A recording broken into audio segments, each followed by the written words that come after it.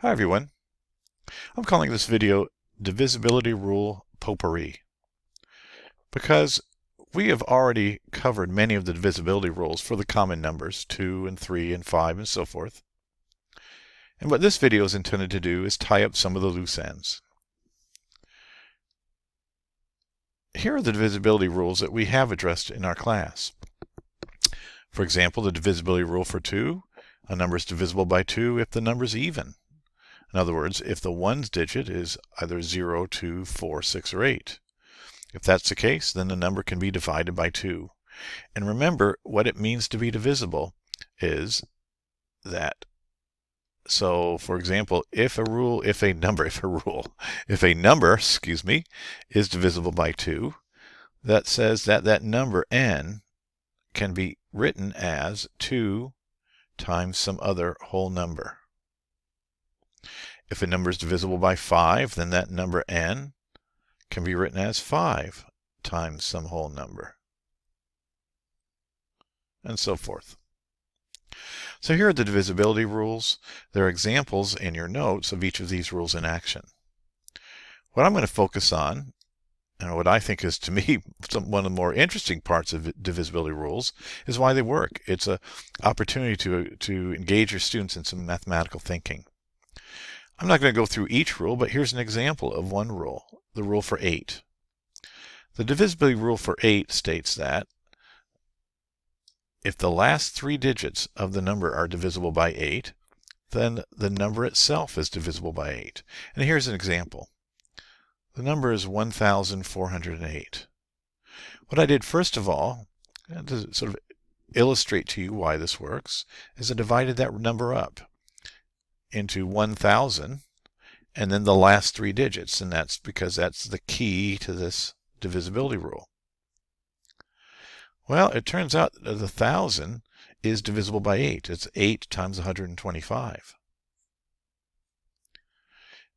408 is divisible by 8. That's 8 times 51.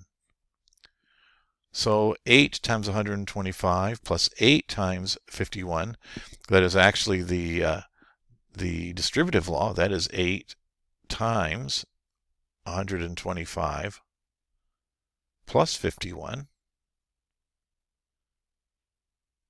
and that equals 8 times 176. So, and here's a notation I'd like to introduce to you. 8 divides, so when you have this line right here, divides, okay, 8 divides 1,408. That means 8 is a factor of 1,408. Here's another example. 11,408. Is that divisible by 8? Again, what I did was I divided it up into the thousands, 11,000, and then the last 3 digits, 408. Well, 11,000, that is 11 thousands. Well, if each 1,000 is divisible by 8, then 11 of them is divisible by 8. Turns out that 11,000 is 8 times 1,325. 408 is still 8 times 51. Using the distributive law, I get 8. That 11,408 is 8 times 1,426. So again, 8 does divide 11,408. Let's go even bigger. 30,408. Break that up into the thousands place. 30,000 plus 408. Well, that can equal, again, 30,000. Each 1,000 is divisible by 8, so 30 of them, it must be divisible by 8. It turns out 30,000 is 8 times 3,750. 408 is 8 times 51. When you gather your terms, you get 8 times 3,801. So again, 8 does divide 30,408. In each case, 8 divided the last 3 digits, so it didn't matter what 1,000 place I had. In general, so I'm going to talk about that. Supposing my thousands, I've got 30,000, ABC are numbers. Well, I could write that as 30,000 plus ABC, the number ABC, like 123 or 142. Well, the 30,000 part whatever 1,000 you have can be written as 8 times something. So it all boils down to these last 3 digits. If those can be written as 8 times some whole number k, then what I can do is I can collect my terms. So that would equal 8 times, in this case, 3,750 plus whatever k is. And if you can write that number as 8 times some other number, then that means that 8 would divide that number. So that's why the divisibility rule by 8 works. The thousands place on up are all divisible by 8. Now, in our class, we have addressed some of the divisibility rules, 2 through 10. There are many divisibility rules. I'll call them obscure divisibility rules. Obscure meaning that you wouldn't normally think, well, what's the divisibility rule for 17? I'm not sure in my entire life if I've ever been asked for the divisibility rule for 17. But here's an example of one, which I'll call an obscure rule. It's an interesting divisibility rule for 11. The divisibility rule for 11 says if the alternating sum, which I'll talk about in a second, of the digits in the number is divisible by 11, then the entire number is divisible by 11. So here's an example. For 297, an alternating sum means you start with the first number, 2, subtract the next number, which is a 9, add the next number, which is a 7. In that case, you get 0. Does 11 divide 0? Is 11 a factor of 0? Turns out it is. It doesn't sound like it should be, but it is, because 11 times 0 equals 0. That's the definition of divisibility. So, since 11 divides the alternating sum, which is 0, that says 11 divides the entire number. How about 7282? The alternating sum, 7 minus the next number 2, plus the next number 8, minus the next number 2. And again, you can go on and on. Alternating means it alternates between a minus, plus, minus, plus. When you do that alternating sum, you get 11. Does 11 divide 11? Is 11 a factor of 11? It is, because 11 equals 1 times 11. Since 11 divides the alternating sum, then 11 divides the whole number.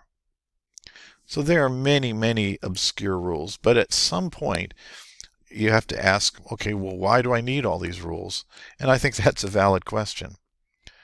It's just as easy in many cases, and I think it's important that you know them. They're often taught, and they can, you don't always have to want to pull out a calculator. This is mathematical thinking. Why do these rules work? And it's a shortcut for you. But you can always obviously check whether something is divisible by a number by just pulling out your calculator. So 7282, pull out my calculator. There it is. So I take 7282 and divide by 11.